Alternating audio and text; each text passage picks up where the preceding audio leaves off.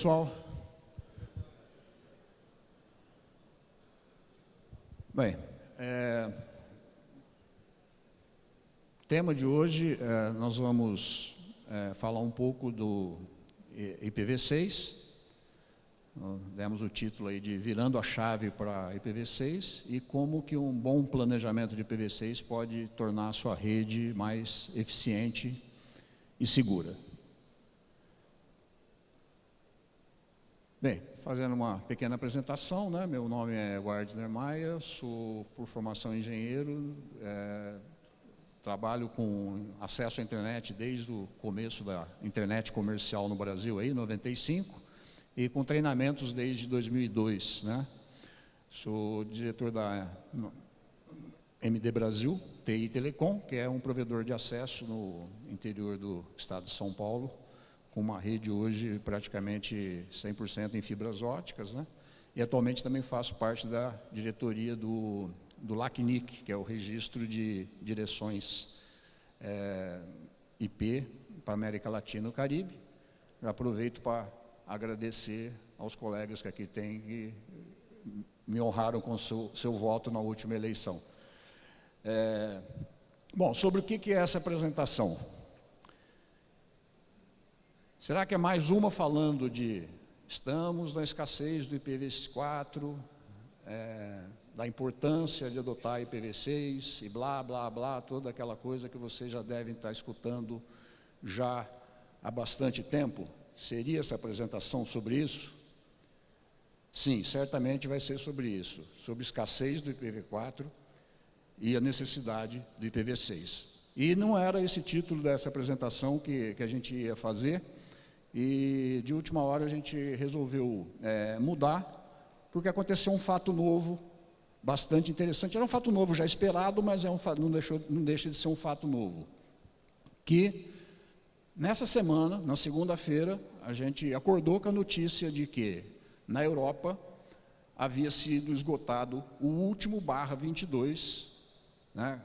Assim como aqui na região do LACNIC, na região do RAIP da Europa, estava aquela política de só entregar um /22 para novas solicitações. E no dia 25 agora, segunda-feira, o último /22 foi entregue. Ou seja, a Europa também não tem mais nada para ter agora empresas próximos a esses, somente IPv6. E a gente? Como é que a gente está?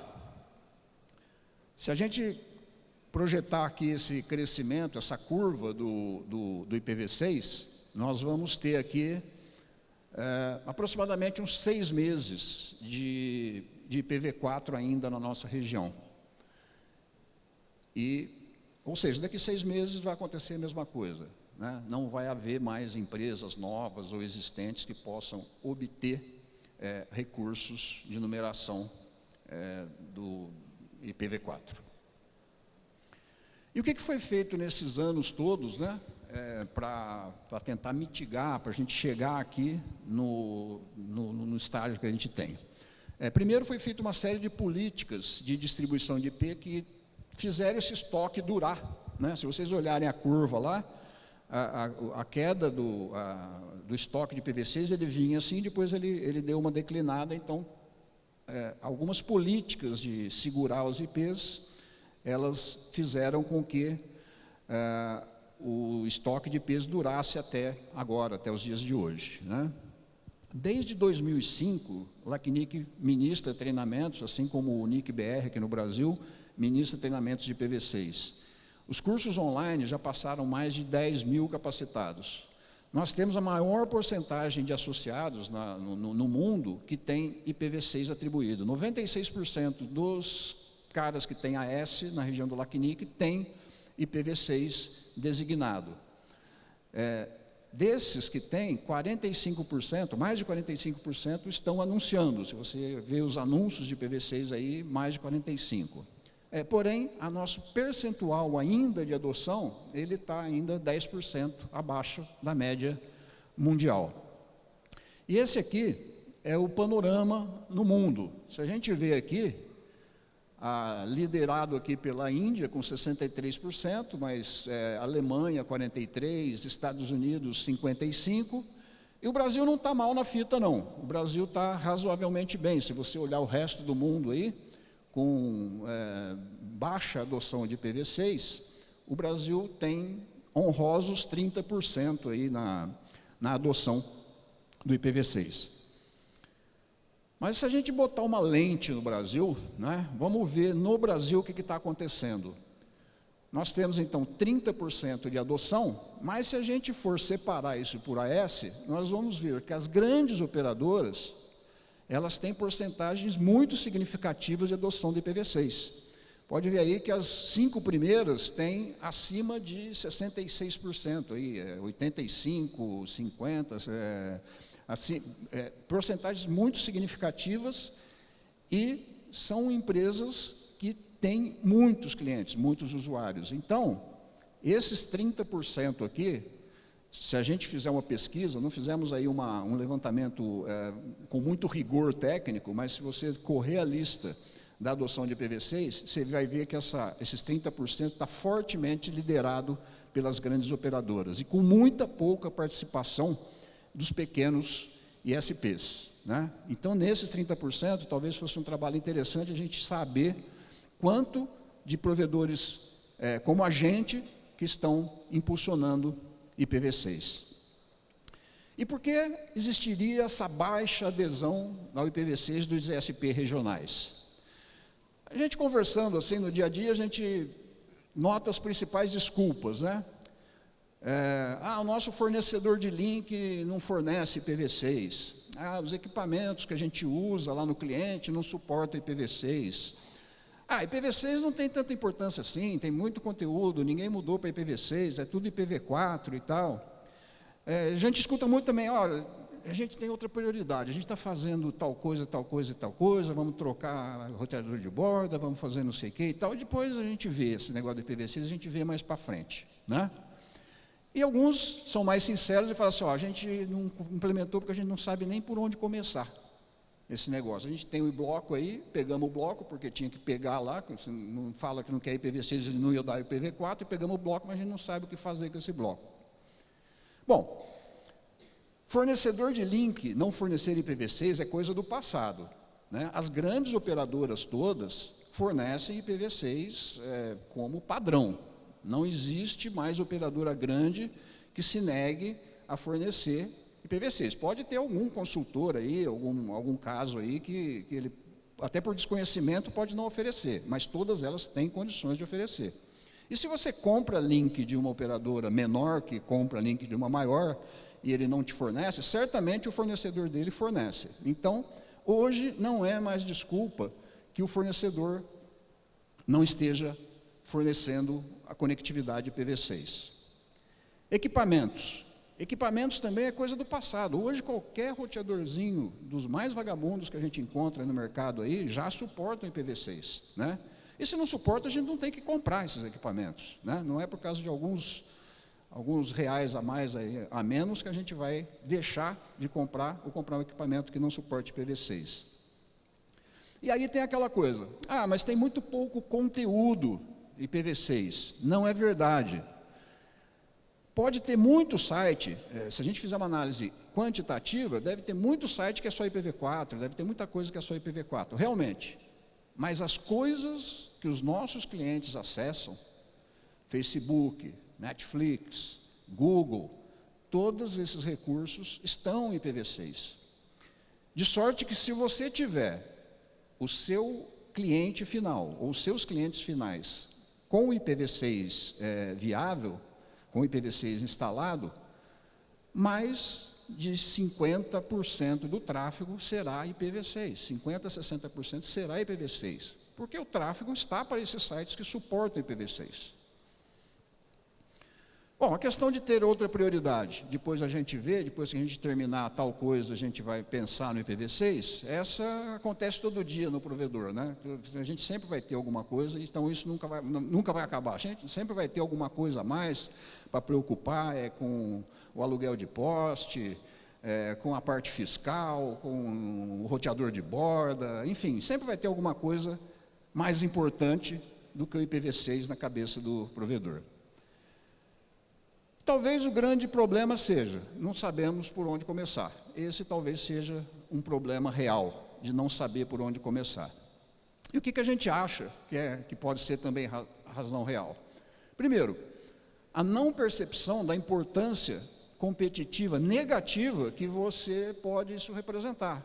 Voltando lá, as operadoras grandes estão enxergando o IPv6. Elas têm redes com mais de 80% de IPv6 funcionando. Por que será? Será que elas também não têm os mesmos problemas de implementação, não têm outras prioridades, não têm outros investimentos e tal, que elas teriam que priorizar? Então, talvez a gente não esteja enxergando que daqui, em breve, o IPv6 vai passar a ser um diferencial competitivo. E quem estiver já num processo de implantação pode ter também alguma vantagem competitiva. Medo do desconhecido é um ingrediente a mais para a gente administrar. Realmente, o IPv6 é um ingrediente a mais, é outra tabela de roteamento, é outro firewall, é outro tudo, né, dentro do roteador. Então, você tem que ter realmente um cuidado à parte com o IPv6. Despreparo do pessoal de helpdesk. Também o pessoal de helpdesk precisa realmente ter o treinamento adequado para lidar com o cliente, para verificar eventuais problemas que possam estar relacionados ao IPv6.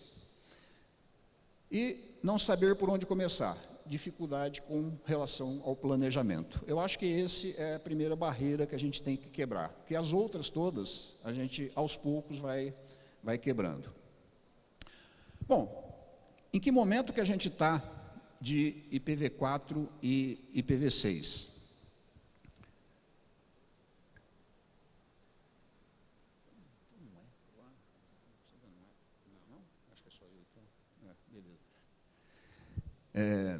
Em que momento que a gente está de IPv6, IPv4 e IPv6? A gente pode traduzir esse momento que a gente está num paradigma da escassez e da abundância. Porque nós estamos num momento que o IPv4 está ficando mais escasso, a gente não está percebendo isso, mas felizmente nós estamos crescendo. Todas as empresas de provimento de acesso, os números mostram que está todo mundo crescendo. Você está pondo mais cliente, está pondo mais cliente. E teu estoque de IP não vai aumentar.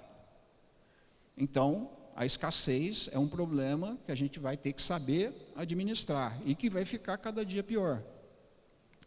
Por outro lado, o IPv6 é totalmente o contrário. Por quê? Como a gente vai mostrar aqui, o IPv6 ele é tão abundante que a gente precisa tirar proveito dessa abundância e mostrar que a implementação de IPv6 não é tão complicada como parece. Eu costumo dizer que IPv6, muitas vezes, ele é até mais fácil de administrar do que o próprio IPv4. Bom, então temos essa agenda aí para o dia, né? A introdução que a gente já fez, como administrar a escassez do IPv4 e os problemas da escassez, desfrutar da abundância, os impactos que um planejamento bem feito pode ter alguns aspectos da segurança da rede, o planejamento da infraestrutura e efetivando tudo isso com o RouterOS. Bem, começando aí com a administração da escassez do IPv6, do IPv4. Bem, quais as soluções para compartilhamento de endereços? São essas que estão listadas aí, NAT64, Dual Stack, enfim. O que nós vamos adotar como uma estratégia que é mais factível para o nosso tipo de rede é o nosso famoso CGN, o Carrier Grade NAT ou CGNAT. O CGNAT, que também é chamado NAT 444, né, ele tem vários problemas que a gente tem que entender para a gente também entender que ele tem vida curta. Ele não pode ser, ele precisa ser implementado, faz parte da estratégia agora da gente administrar a escassez, mas nós precisamos conhecer os problemas para sair fora dele o mais rápido possível. Bem, o primeiro grande problema é a questão da rastreabilidade, né? Você ter o problema da rastreabilidade. Se você faz um NAT comum aí, você vai ter o problema de identificar eventuais criminosos aí que usaram tua rede, responder requisições de judiciais aí para entregar usuários que estavam usando determinados IPs. Se você faz um NAT comum, você tem esses problemas. Vamos ver o que a gente tem de argumento técnico, né? RFC 6302.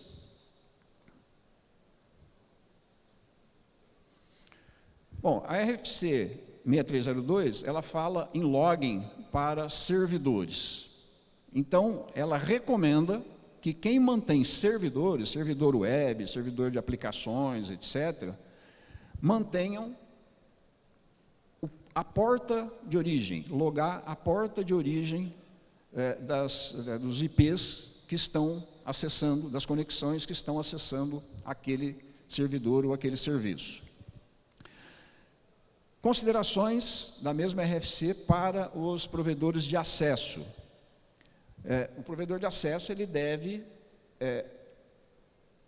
regularmente também manter o registro de IP e portas utilizadas.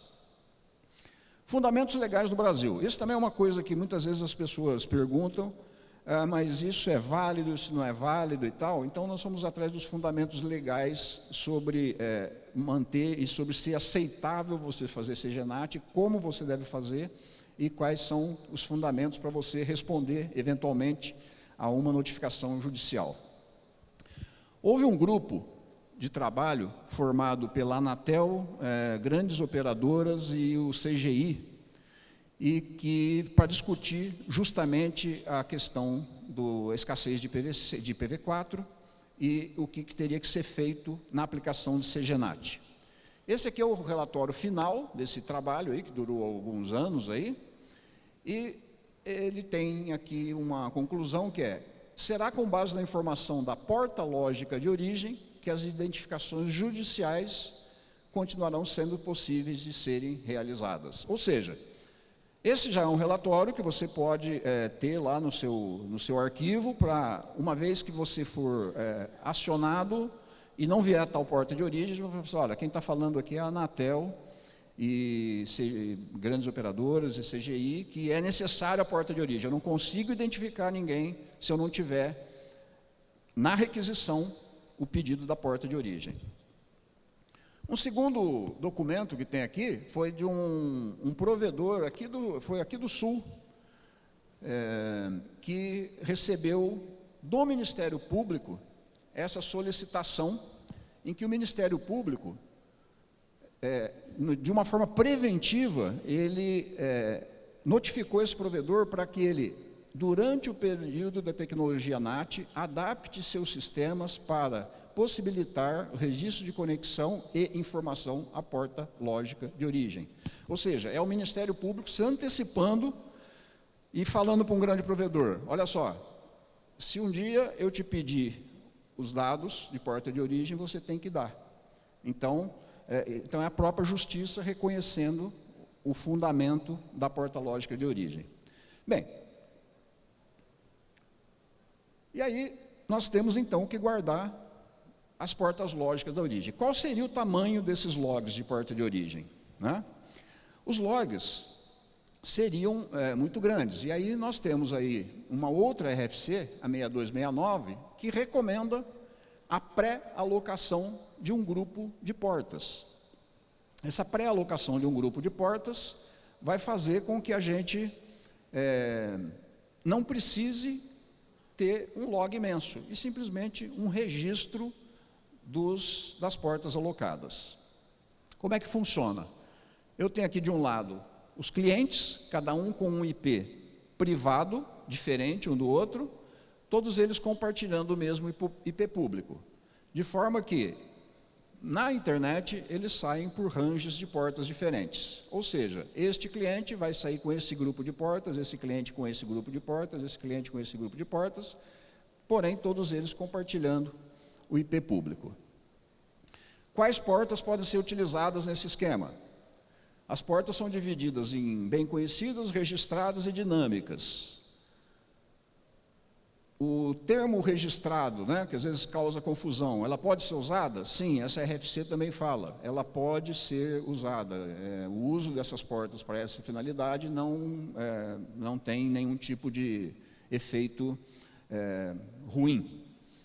Quantas portas que eu devo reservar por cliente? Aí que está a grande questão. Se a gente pensar em quantas portas são necessárias, a gente precisa pensar em algumas coisas que acontecem aí. Por exemplo, no protocolo TCP, a gente tem um tempo de espera, que é o time wait, sempre que uma conexão é aberta. Sempre que uma conexão é aberta e depois ela é fechada, tem um tempo que ela ainda permanece. Ou seja, esse tempo vai fazer com que você tenha que reservar um maior número de conexões do que o usuário realmente precisa, do que ele realmente utilizar, porque tem esse tempo para essa conexão dar o timeout. Tem também implicações da segurança, na questão da randomização das portas, né? Da randomização das portas, que alguns ataques se baseiam em adivinhar a porta de origem e destino, e quanto mais você randomiza as portas, mais difícil você torna esses ataques. Também tem aqui a recomendação para randomização dessas portas. Bem, a questão então é a seguinte, quanto menor o número de portas eu reservar por usuário, mais a possibilidade de problemas, tanto de segurança como de bom funcionamento de aplicativos eu posso ter. Então, a grande questão é achar um número que, ao mesmo tempo, não prejudique tecnicamente, mas que possa também ser implementado e atenda à taxa de compartilhamento que eu preciso. Bom, vamos pegar aqui um cenário hipotético, um pequeno provedor, tá? Só que ele está numa região que tem 200 mil habitantes, tem 50 mil domicílios, ele está começando, ele tem 1000 clientes só, mas ele tem uma meta ambiciosa de chegar à metade dos domicílios aí da região dele, ele quer chegar a 25 mil clientes nos próximos 3 anos. Só que ele só tem um bloco /22. Primeira alternativa que ele tem é localizar um IP broker, né, um vendedor de IP, que agora é possível você fazer transferência de IP dentro da região de LACNIC e também de fora.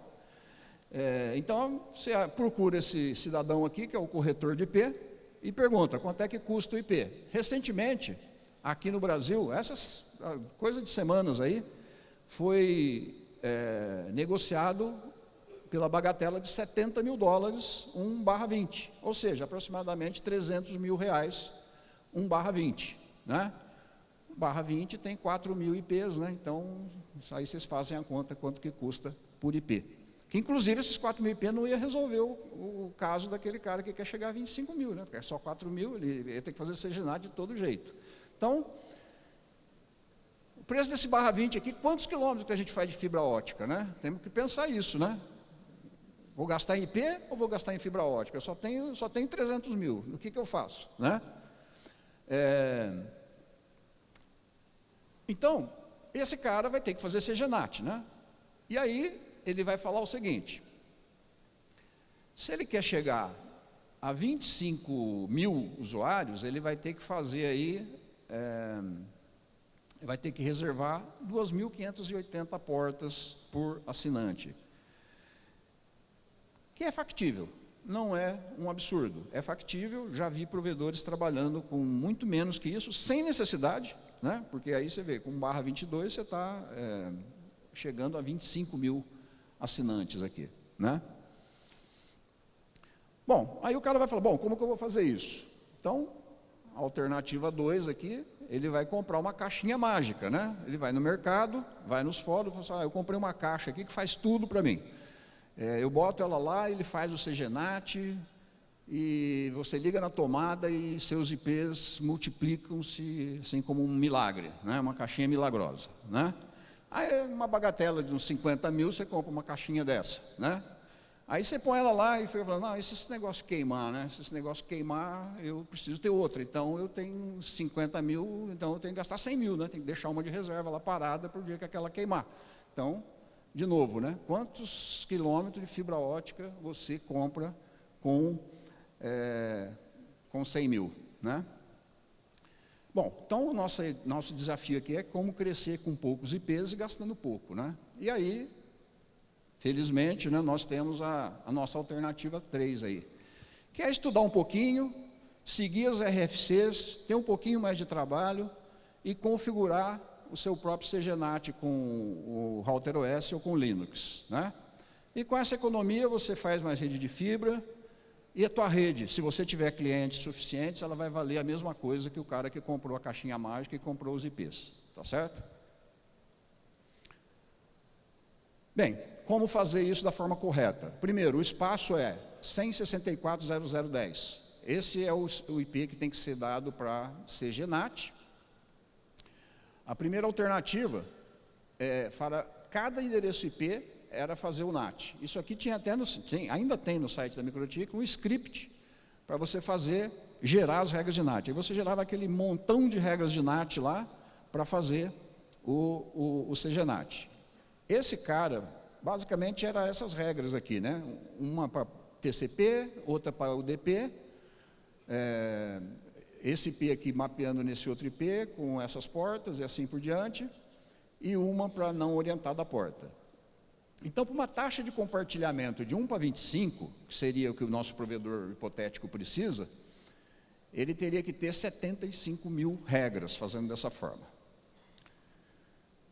Bem, felizmente, no Router OS, existe uma funcionalidade que torna as coisas mais fáceis, né, que é o NetMap, né? O NetMap ele foi implementado pelo iptables no Linux, né, num pacote aí chamado aí Patch-O-Match, e foi portado para o Router OS. Como é que ele funciona? O NetMap faz o mapeamento da parte de rede, mas não mexe na parte de host. Ou seja, ele pega a parte de rede e mapeia por uma outra rede. Por exemplo, o IP 11XY vai ser traduzido, vai ser mapeado para 22XY. Então, sempre um mapeio rede barra alguma coisa para outra barra alguma coisa, né? Se eu for fazer um mapeamento de uma barra 24 para outra barra 24, a parte de rede vai se manter e a parte de host vai se manter e a parte de rede vai ser mapeada. E aí está como que a gente faz as regras, né, no Linux e no Router OS. Bom, com isso a gente tem o seguinte, a gente pode fazer aqui um mapeamento da rede 100.6 alguma coisa, começa com 664, né, para uma rede pública aqui, o 9851.0010, por exemplo, né? E aí a gente faz aqui um range de porta de IPs privados, um para cada cliente, mapeando para um IP público e para um range de portas. Está com problema esse negócio aqui.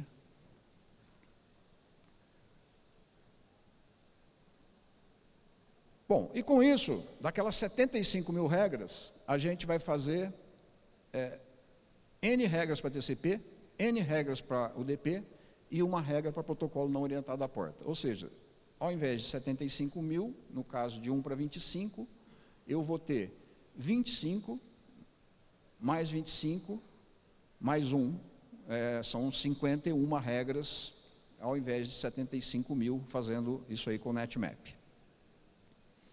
Tem que publicamente aqui agradecer ao Edson Veloso, ele não está aqui, ele vai chegar depois, que foi o cara que teve essa sacada aí, que a própria MikroTik preconizava fazer isso aí com aquele script, e lá no wiki da MikroTik não tinha a menção a NetMap, embora, e o Edson teve essa sacada, pegou e falou, e foi a primeira pessoa, pelo menos, que eu ouvi fazer isso, e deu certo. Bom, então, exemplo de implementação aqui, vamos fazer aqui um exemplo aqui numa uma taxa mais comportada, de 1 para 7, para ficar uns números mais... Né? Imagina que eu vou usar, então, esse grupo de portas aqui, por usuários, né, de faixa 0 a faixa 7. E aí eu tenho esse prefixo, né, e aí eu vou fazer nesse esquema aqui, 100, e esse X aqui vai corresponder à faixa, né, de 0 a 6, o Y, eu repito, o terceiro octeto do IP público, e aqui o quarto octeto do IP público compartilhado. Desisti do meu apresentador aqui. Bom, e aí eu vou ter esse esquema aí. Assinante 1, 100, por exemplo, 270 vai ser 19851.270, nessa faixa de portas e assim por diante. E aí estão as regrinhas, como são feitas no Router OS. Para TCP, para UDP e para tráfego não orientado a portas.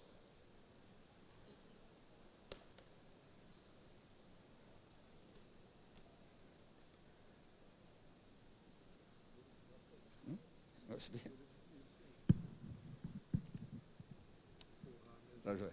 Obrigado.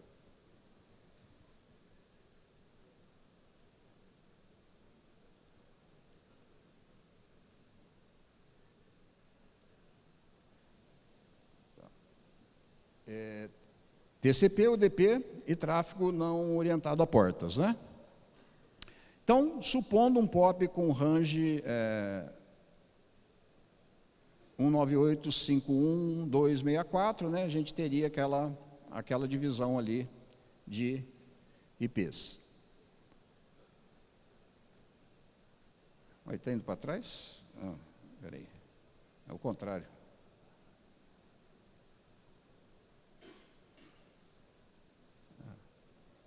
Tá. Bom, fazendo a divisão daquele jeito ali, só para a gente ilustrar, fica bem tranquilo o seguinte. Por exemplo, 198.51, chegou lá a bronca da justiça, 198.51.245 na porta 4045. A porta 4045 está em qual faixa aqui? Nessa faixa, então vai ser 100, 245. Chegou a outra bronca, 198.51.027, porta 50. Está nessa faixa aqui, então vai ser 100, 105. Chegou a outra bronca, 198.51.366, porta 13. 13 está nessa faixa aqui, então vai ser 100, 101. Ou seja, dá até para fazer de cabeça, né? Você já mata o IP privado que o seu cliente tem e chega no cliente que o juiz está pedindo. Bom, problemas encontrados com essa técnica. A questão de loops estáticos, né? O que acontece? Vocês sabem que o NAT, quando você faz o NAT, tanto por NAPTMAP ou por NAT normal mesmo, Source NAT, você não precisa ter aquele IP na caixa, né? Muita gente erroneamente acha que tem que IP e cadastra um IP lá para fazer o NAT. Não, você faz o NAT para qualquer IP. Você fez um Source NAT com ação Source NAT para um determinado IP, ele vai trocar aquele IP de origem por aquele IP que você escreveu lá na sua regra. E a gente faz o NetMap assim, para enxugar as regras. Só que isso causa um pequeno problema. Como o IP não existe na caixa, se aquele usuário, quando o NAT é feito, você abre a conexão, registra a conexão e aí você tem um fluxo nos dois sentidos, né? Mas quando, por exemplo, o pacote nasceu lá na internet e o cara mandou um port scanner, alguma coisa para dentro da tua rede, mas não foi um tráfego originado no NAT. Então esse pacote vai chegar, ele vai chegar, bater na tua caixa e ela não vai ter rota para aquele IP. E aí ele vai voltar para o seu roteador de borda, que vai voltar e você vai provocar um loop interno na sua rede. Bem, solução para isso. Tem várias soluções. Tem aí, fazer uma regra de DST-NAT, foram apontadas várias soluções, né? Endereços públicos, né? Botar todos os endereços em loopback, teve gente que fez isso e tal. Ou simplesmente faz uma rota de black hole para a grade inteira. Se você está fazendo o CGNAT com uma rede pública /24, escreve lá uma rede, aquela rede /24 do tipo black hole. Cria aquela regra e você elimina o problema do loop estático. Outro problema que o pessoal reclamou aí, ou teve dúvidas, né? Ah, mas eu faço minha concentração toda distribuída, né? Rede de rádio, tem muitos POPs, eu faço PPPoE nas torres e tal. Como é que... Bom, nesse caso você vai ter que fazer a mesma coisa que você faz hoje, só que nas torres. Ah, eu faço tudo concentrado, vai fazer tudo concentrado. Então, não importa a sua topologia, a técnica pode ser empregada, você não vai precisar mudar a sua topologia em função de fazer isso. Bem, e aí algumas dicas para a parte de suporte, né? Você já sair com algumas CPEs pré-configuradas, na qual eu tenho alguns IPs já pré-configurados na CPE, e quando os usuários pedem um redirecionamento de porta, fica mais prático eu falar para ele colocar um IP, que isso aí já está criado lá na CPE. Só que com o CGNAT você vai ter 2 níveis de NAT, então você vai ter que fazer um outro redirecionamento interno pelo seu pessoal de suporte ali, né? Bem, mas vamos parar de falar de escassez de IPv4, né? Vamos falar de coisa boa, que é justamente a abundância do IPv6. Vou pensar o seguinte: alocação mínima, todo mundo que tem IPv6 tem um /32, pelo menos, tá certo? Que é a alocação mínima para ISPs. No BGP, é possível você anunciar /48, né? Até /48. E a alocação mínima para o autoconfiguração funcionar é /64. Tá certo? E aí vem a primeira grande dúvida, a primeira grande questão, que é: qual o tamanho do bloco que eu vou dar para o meu cliente? A RFC 6177, ela recomenda /56 para residenciais e /48 para corporativos. E o pessoal, até do pessoal do Registro BR, aí, dos cursos de treinamento, aí, seguindo essa RFC, o que tá perfeitamente correto, você seguir uma RFC, vem recomendando isso, e muita gente vem fazendo isso, né? Seguindo essas recomendações, né? Né? Então, muita gente, a gente mesmo, na nossa rede, começou a implementação dessa forma, porque é uma RFC que estava vigente, né? Porém, em outubro de 2017, um grupo de operadores da Europa, do Hype, publicou um documento, né? Na verdade, esse trabalho já começou bem antes disso, isso aí foi o final do documento, publicou um documento recomendando a alocação de /48 para todo mundo, né? E isso, confesso que para mim foi um choque, né? Até por estar implementando uma forma diferente, seguindo o que, né? E você vê, fala, o que esses caras estão, querendo? Será que eles estão querendo acabar com o IPv6, né? Para a gente ter um IPv7 logo, né? Sei lá, alguma coisa assim, né? Estão querendo esgotar o IPv6? Mas não, né? Se você pesquisar um pouquinho para trás, você vai ver que por 10 anos a recomendação foi de /48. Lá em 2001, aquela RFC 3177, ela recomendava /48 para todo mundo, tá certo? Ela só foi ser revisada, né? Ela falava aqui, ó, usuários domésticos devem receber um /48. Pequenas empresas, /48, ou /47, um pouco maior, /47, etc. Ou seja, ela recomendava /48 para todo mundo.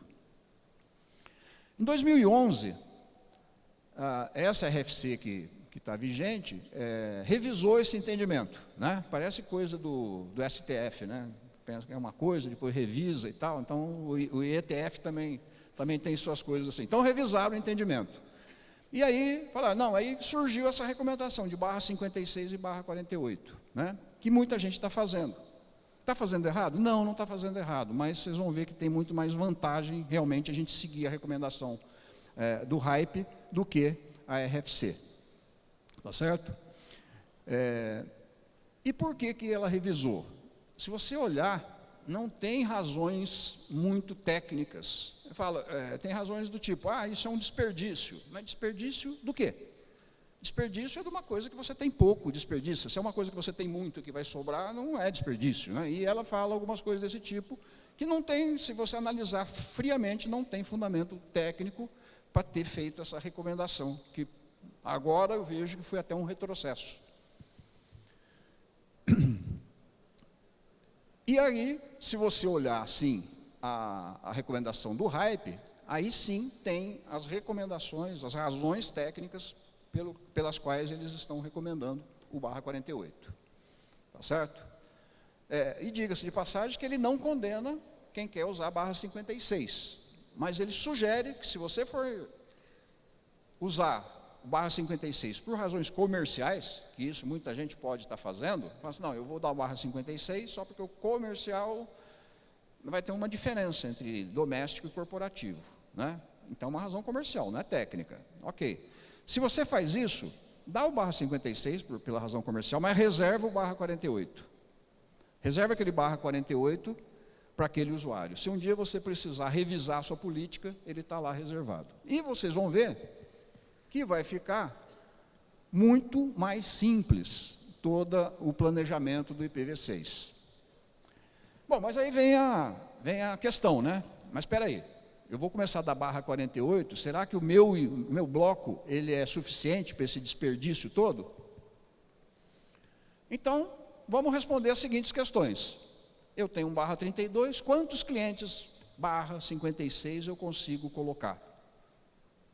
A conta é essa aqui. Se eu distribuir, eu consigo ter 16 milhões de clientes num barra 32. Tá certo? E barra 48, eu consigo ter 65 mil clientes. Então, ainda que eu distribuir barra 48 para todo mundo, ainda que eu perder nas subnetagens, nas divisões, etc. e tal, eu vou ter aí 40, 50 mil clientes com barra 32, né? Acho que se eu tiver 40, 50 mil clientes, dá para eu ir lá e pegar mais um barra 32, né? E pagar por mais um barra 32, né? Então, realmente, não existe, sempre que essa discussão vai mais longe, eu falo assim, ó, a gente pode ficar discutindo, talvez eu não consiga te dar razões tão reais para você dar barra 48, mas você não consegue me dar uma razão para não dar. Por quê? Se você pode dar 65 mil dentro de um barra 32, me fala por que eu não posso dar, por que eu estou errado em dar, ok? Bom, e aí, examinando, pensando nas coisas, a gente também resolveu colaborar com essa discussão e pensar em alguns impactos que isso teria para a nossa própria segurança da rede, né? E aí a gente viu que para caso de ataque volumétrico de DDoS, isso pode ser uma vantagem, você distribuir e dar a barra 48. Por quê? Vamos ver, então, como é que funciona o IPv4.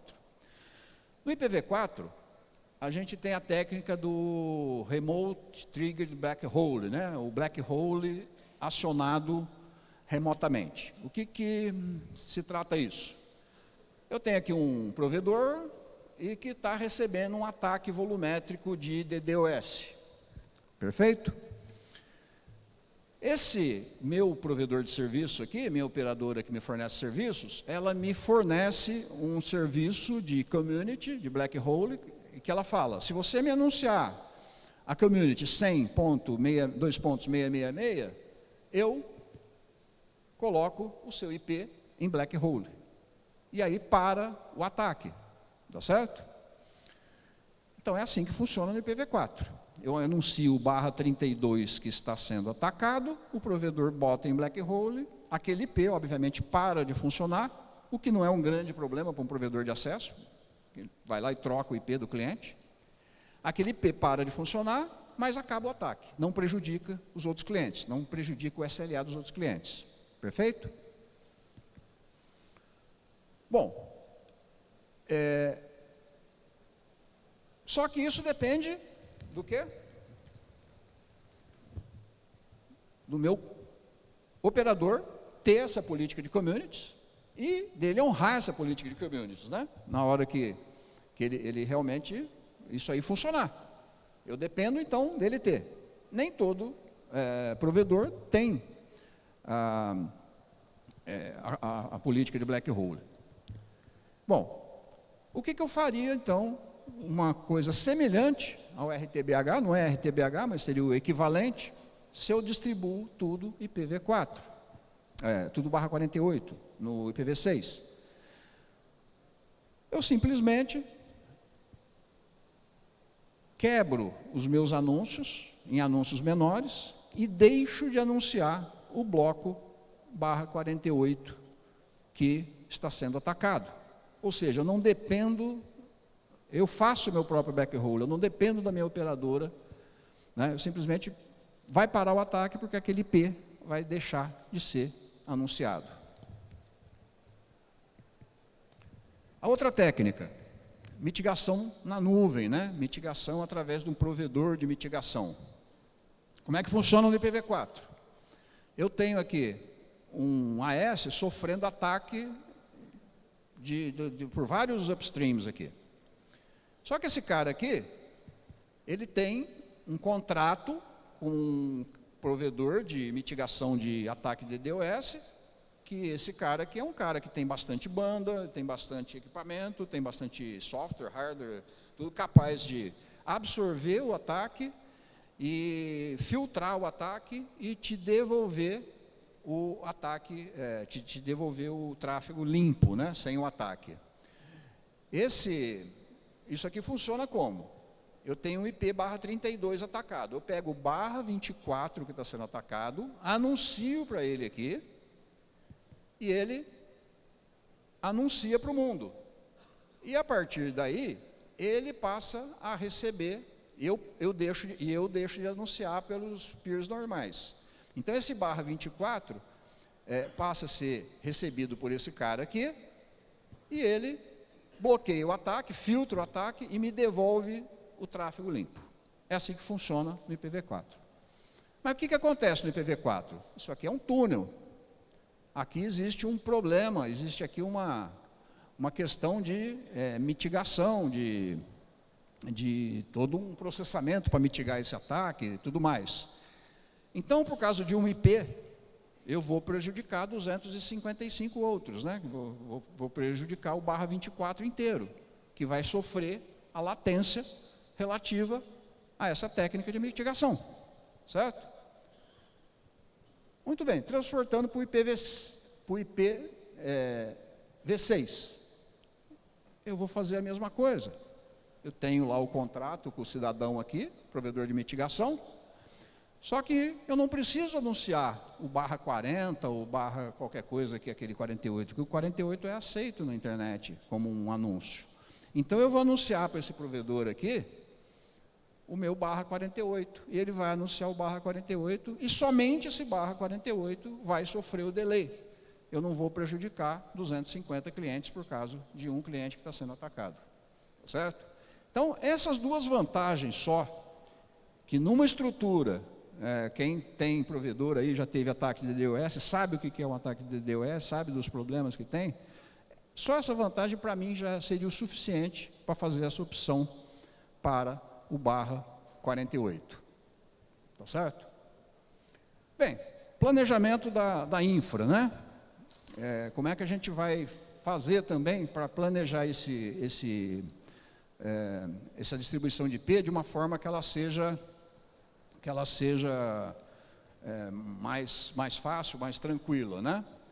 E visando também a segurança. Bom, só a anatomia do IPv6 aqui, né? Cada caractere desse aqui é um hexadecimal, portanto 4 bits. Cada conjunto desse 8 bits, 8 vezes 16, 128 bits, né? E aí, considerando essa anatomia do IPv6, é interessante eu planejar a distribuição com saltos de 4 bits, que vai tornar a distribuição mais limpa, mais fácil, vai ser mais fácil entender a rede, evitar confusões e tudo mais, tá certo? E aí eu posso pegar o meu bloco, barra 32, e dividir, por exemplo, em 16 barras 36, que poderiam ser 16 cidades. Ou se eu tenho 2 cidades maiores e uma menor, eu posso 1 por cidade, 2 blocos para uma maior, enfim, eu vou mexendo com essa distribuição aqui. Dentro das cidades, cada cidade eu poderia também, no barra 40, que aí eu teria determinado número de POPs, né? E assim por diante eu vou fazendo a minha divisão que vai facilitar o meu entendimento. E o meu cliente final, sendo barra 48, também fica muito mais fácil o entendimento, a localização do cliente e tudo mais. Uma dica importante, também visando possíveis problemas de segurança, é interessante que a gente pegue lá, pode pegar no último bloco, não precisa ser no último, mas normalmente a gente pega lá no último bloco, do nosso bloco, a gente separa lá um barra 36 para infraestrutura. E, para infraestrutura, a gente divide em 2 tipos de infraestrutura. Esse barra 36 a gente divide em 2 barra 40. Porque existem elementos da infraestrutura que precisam ser anunciados. Por exemplo, a loopback do meu roteador que fecha a BGP com outro cara lá e tal, ela precisa ser anunciada, precisa estar na internet para ter conectividade, tá certo? Mas tem partes da minha infraestrutura que não precisa ser anunciada.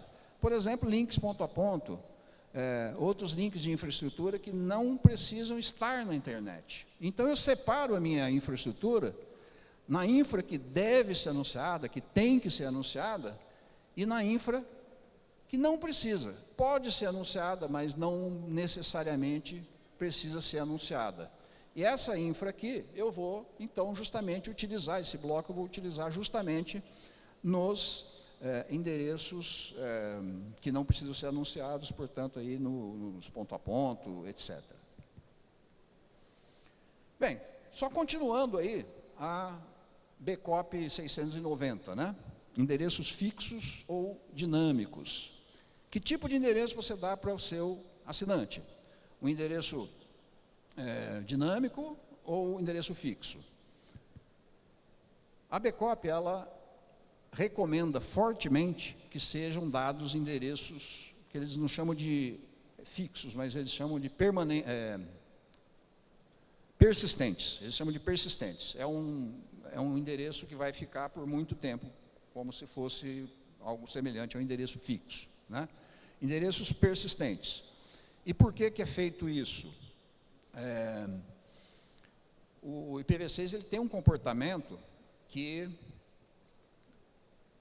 você fornece o IPv6 lá, na verdade você fornece para o seu cliente um bloco, né, um prefixo, e internamente o dispositivo dele anuncia, né, se coloca lá como roteador, faz o SLAC, né, o Stateless Auto Configuration, os dispositivos se autoconfiguram e todo mundo ganha IPv6.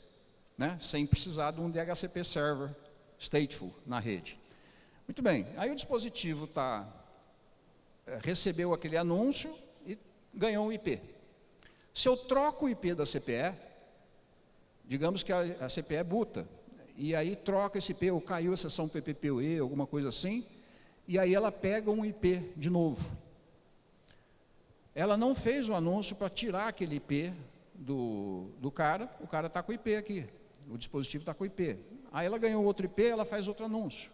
Aí, alguns sistemas operacionais, a maioria deles, vai pegar esse outro anúncio, vai pôr 2 IPs.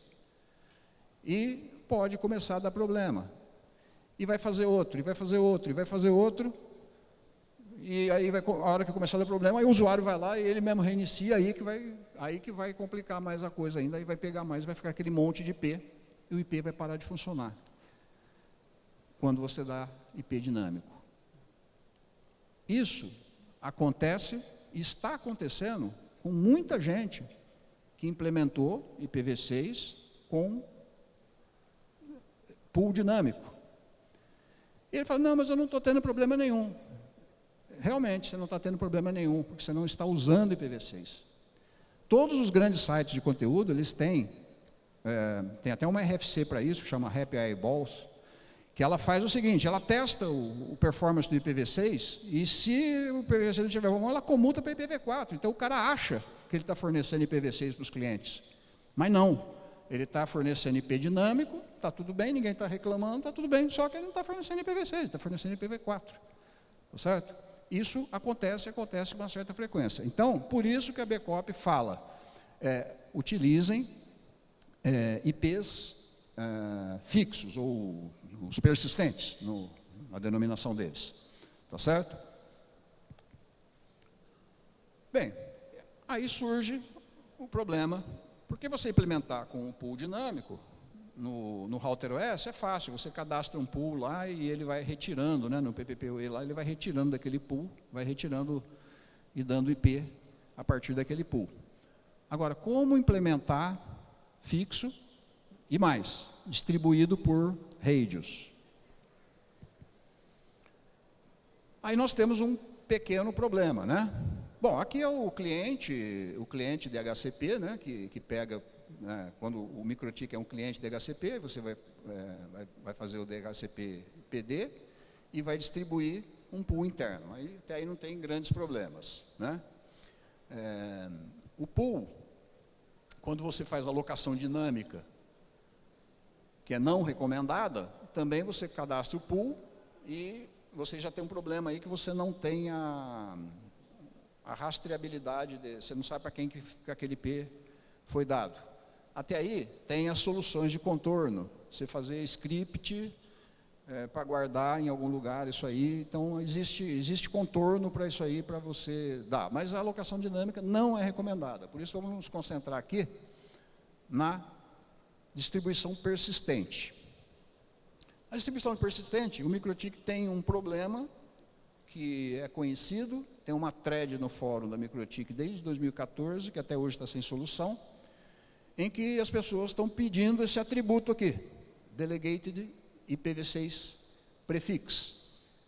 E não há suporte para esse atributo no PPP.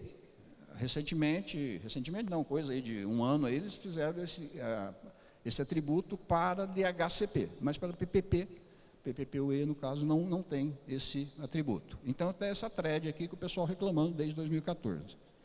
Bem, mas é possível a gente fazer uma solução de contorno, né? Alguns chamam de gambiarra, eu chamo de solução de contorno, né? Mas é possível e não tem maiores consequências. Qual que é essa solução de contorno? O Router OS, ele suporta um atributo proprietário que é MikroTik Delegated IPv6 Pool. Esse atributo é uma string. O que você escrever lá no radius, ele vai passar para o concentrador. É uma string. Não é um IP, tá certo?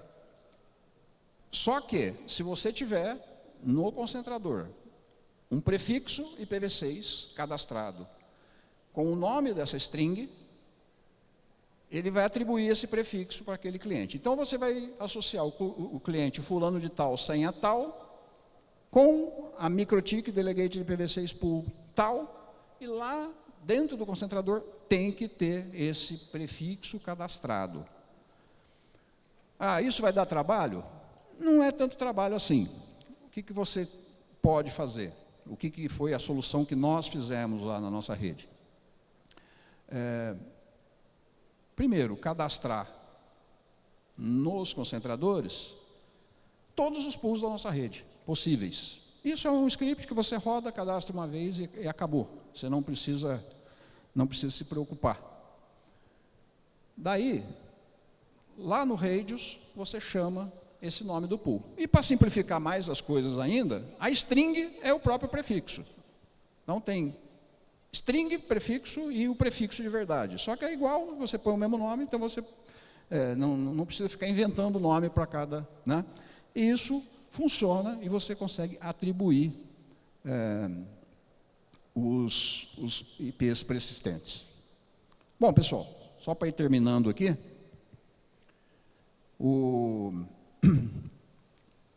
a gente falou então de algumas técnicas de CGNAT, né?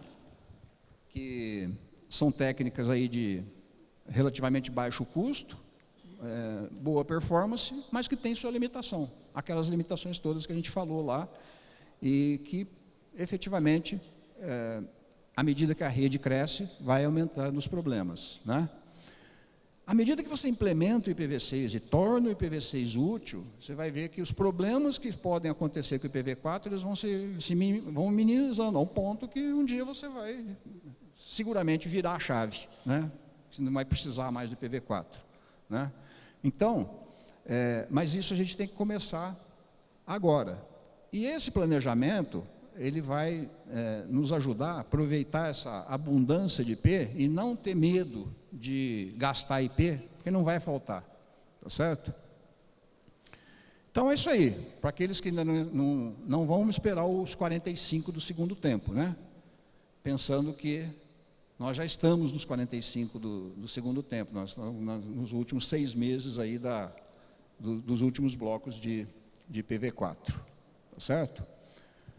Bom, o que eu recomendaria como leitura mínima aí para quem vai implementar? A BCOP, está o link aí, que aí ele fala dessas práticas, tem algumas outras recomendações, e uma outra BCOP anterior, que é justamente para auxiliar o seu helpdesk lá no troubleshooting de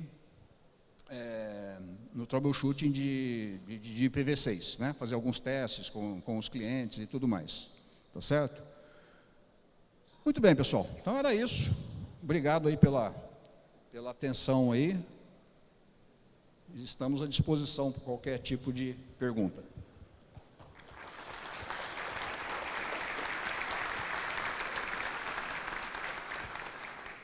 Hay perguntas?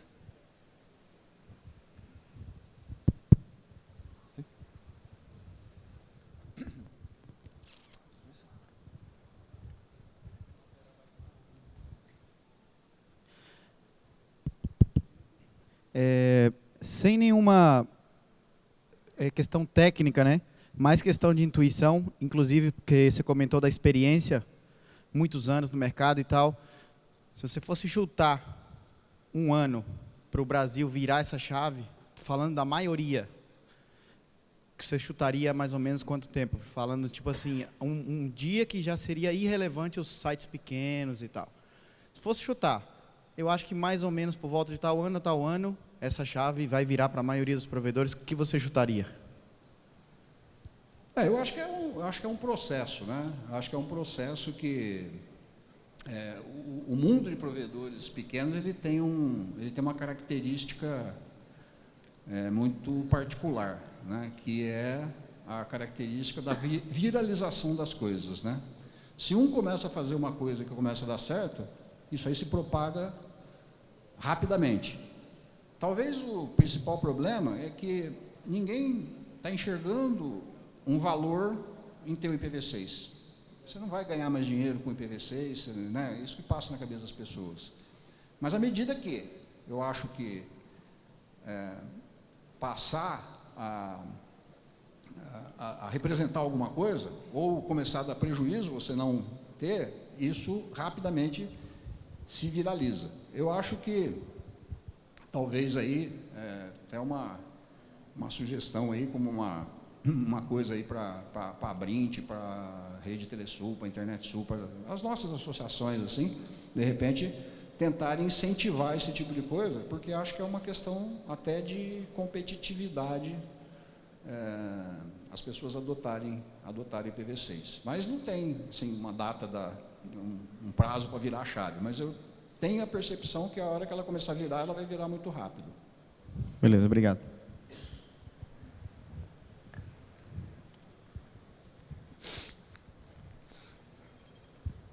Eu sou Aguiar, da AtivaNet, em Recife. Tem uma pergunta, talvez seja pertinente aí. Atualmente, nós pagamos pelo bloco de IP, IPv4 lá, alocamos esse bloco com o NIC-BR. Quando a gente fizer essa virada lá para o IPv6, haverá um custo para isso também? Sabe dizer isso? Não, atualmente o IPv6 não é cobrado, né? Você ter ou não ter IPv6, provavelmente se você tirou o AS de 5 anos para cá, alguma coisa assim,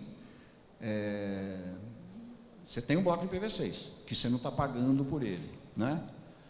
Isso aí pode mudar no futuro, pode ser que você não vá pagar mais pelo IPv4, vai passar a pagar pelo IPv6, né? Mas a ideia é que fique uma equivalência a isso. Mas hoje, se você não tem, pode ir lá pedir que você não vai acrescer a tua conta. Ok, obrigado.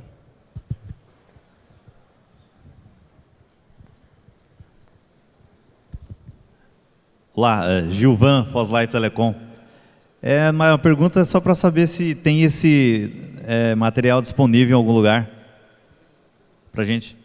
Tá, vai estar disponível no site da própria Microtik, já vou passar para eles e creio que em breve eles já subam isso. Mas qualquer coisa pode pegar comigo aqui, não tem problema. Ah, tá, obrigado. Obrigado. Obrigado, pessoal.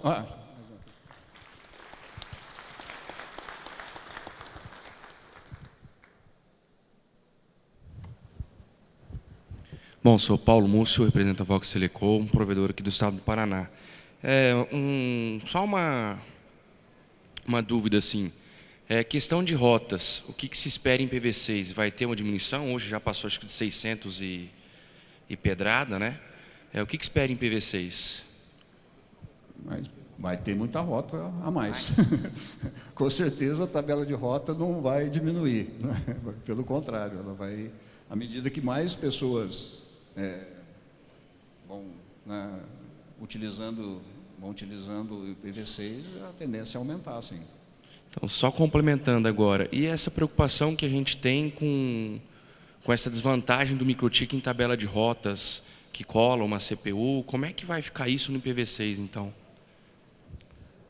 Aí tem que esperar, tem que perguntar para o é o V7 que eles dizem que vai resolver isso.